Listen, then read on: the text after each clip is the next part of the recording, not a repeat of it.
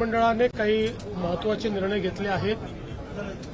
विशेषतः पहलगाममध्ये दहशतवादी हल्ल्यामध्ये आमचे जे बांधव मृत्युमुखी पडले त्यांच्या कुटुंबाला प्रत्येकी 50 लाख रुपयाची मदत करण्याचा निर्णय हा आम्ही मंत्रिमंडळात घेतलेला आहे।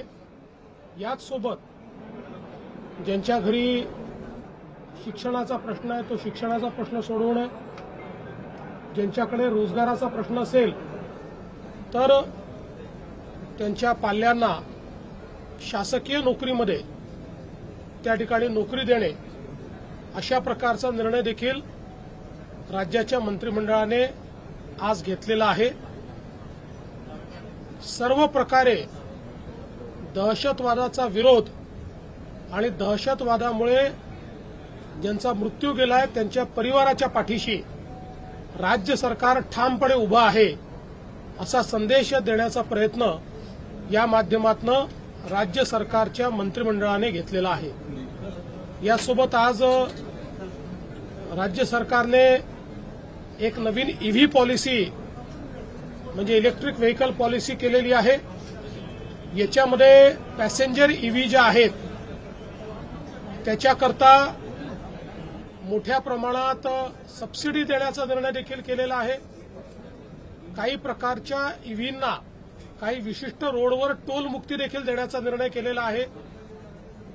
ईव्ही मॅन्युफॅक्चरिंग, ईव्ही कन्झम्पशन या दोन्ही वाढलं पाहिजे आणि त्यासोबत चार्जिंग इन्फ्रास्ट्रक्चर तयार झालं पाहिजे। या दृष्टीने अत्यंत महत्वाची अशा प्रकारची पॉलिसी आज राज्य मंत्रिमंडळाने मान्य केली आहे। एक अजून महत्वाची पॉलिसी राज्य मंत्रिमंडळाने जी मंजूर केली आहे ती शिप बिल्डिंग, शिप मेंटेनन्स आणि शिप रिसायकलिंग म्हणजे शिप ब्रेकिंग अशा तिन्ही पद्धतीच्या ऍक्टिव्हिटी या वाढल्या पाहिजेत, कारण त्यातनं मोठ्या प्रमाणात रोजगाराची निर्मिती होते आणि अर्थव्यवस्थेला चालना मिळते। आणि 3 मेजर पोर्ट्स आणि 20 पेक्षा जास्त मायनर पोर्ट्स असलेला महाराष्ट्र हे एकमेव राज्य आहे आणि म्हणून इथे हा व्यवसाय खूप मोठ्या प्रमाणात आपण उभा करू शकतो। या दृष्टीनं त्याचीही एक पॉलिसी ही आज राज्याच्या मंत्रिमंडळाने मान्य केलेली आहे।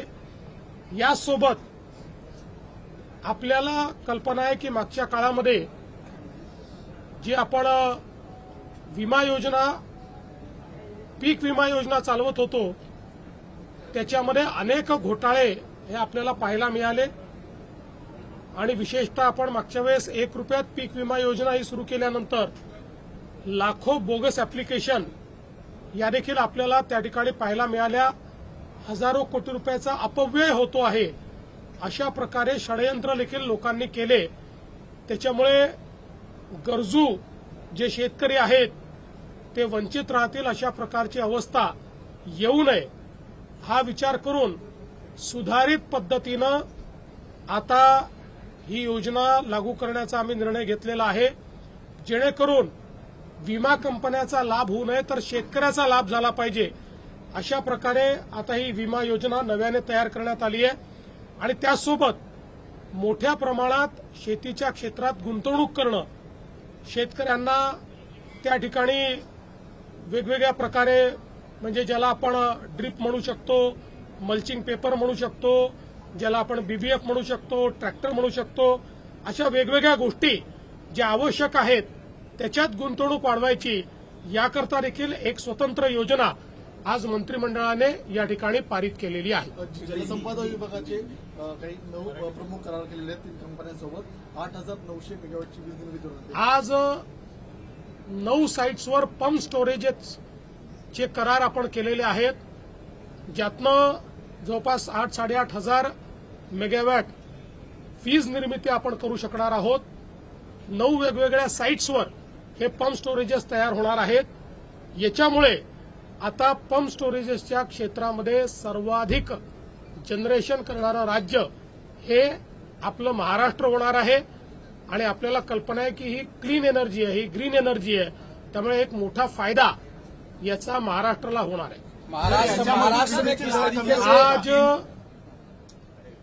पहलगाम में आतंकवादियों के हमले में हमारे जिन भाइयों की मृत्यु हुई, जिनकी हत्या हुई, ऐसे भाइयों के परिवारों को मदद करने का निर्णय हमारे मंत्रिमंडल ने लिया है।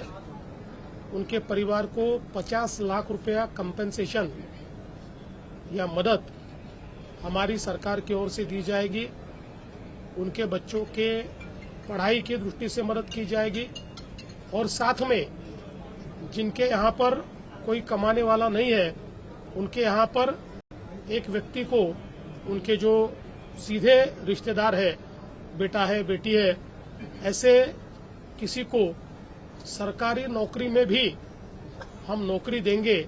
इस प्रकार का निर्णय आज हमने किया है। खास करके शिप बिल्डिंग को लेकर अब तक अलंग सबसे बड़ा शिप जो तोड़ने का यार्ड था, अब महाराष्ट्र सरकार ने कुछ ऐसे निर्णय लिए हैं ताकि महाराष्ट्र में भी इस तरीके की चीजें हों और ज्यादा रोजगार निर्मित हो। देखिए, महाराष्ट्र में आज शिप बिल्डिंग की, शिप ब्रेकिंग की और शिप रिपेयरिंग की एक नई पॉलिसी महाराष्ट्र सरकार ने आज कैबिनेट में मंजूर की है, जिसके कारण शिप बिल्डिंग का, शिप रिसाइकलिंग का और शिप रिपेयर्स का एक नया अध्याय, एक नई इकोसिस्टम महाराष्ट्र में तैयार होगी। हम जानते हैं कि दुनिया में 93% कैपेसिटी केवल 3 देशों के पास है, चाइना, जापान और कोरिया, और भारत में इसकी बहुत ज्यादा संभावनाएं हैं। अर्थव्यवस्था को भी इसका फायदा होगा, रोजगार निर्माण में भी इसका फायदा होगा।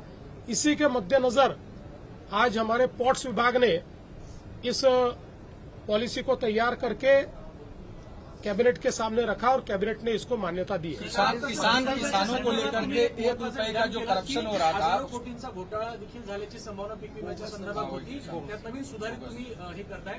पूर्वी जो घोटाळा झाल्याची संभावना आहे, त्यात कारवाई होणार आहे का? आपल्याला कल्पना आहे की त्या संदर्भात एक एसआयटी काम करते आहे। त्या एसआयटीचा रिपोर्ट आल्यानंतर कारवाई होईलच।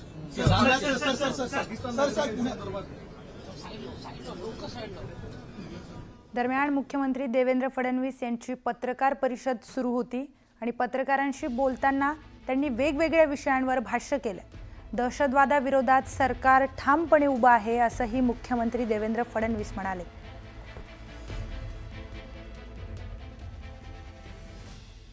बातमीपत्राची सुरुवात करूया, पाहुयात हेडलाईन्स। हेडलाईन्स प्रायोजक राजयोग पेंट्स, आनंद तुमचा, रंग आमचा।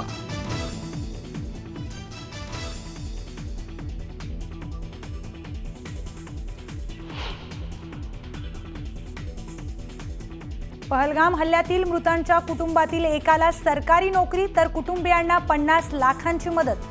मुख्यमंत्री देवेंद्र फडणवीसांची मंत्रिमंडळ बैठकीत घोषणा।